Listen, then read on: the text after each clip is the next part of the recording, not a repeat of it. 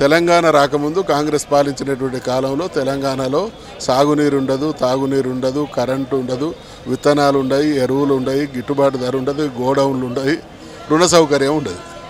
మా 10 సంవత్సరాల కాలంలో ఇవన్నీ పరిష్కారం చేసినాం.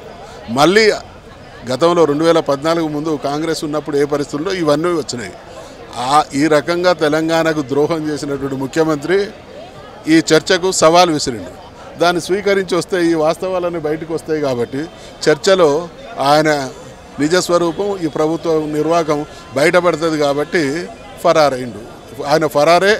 మేము చర్చలో పాల్గొనలేము, మేము తెలంగాణ రైతాంగానికి ద్రోహం చేసినాం అనేటువంటి విషయాన్ని ఒప్పుకోవడం. అంటే భయపడ్డారంటారా సార్? తప్పకుండా భయపడే వాస్తవాలు ప్రజలకు తెలుస్తాయి.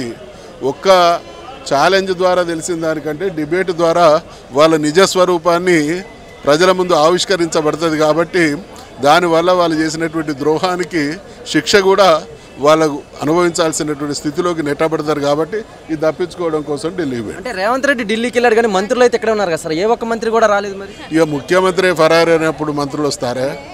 ముఖ్యమంత్రికి డిబేట్లో పాల్గొనేటువంటి ఆత్మవిశ్వాసం లేనప్పుడు మంత్రులు వస్తారా?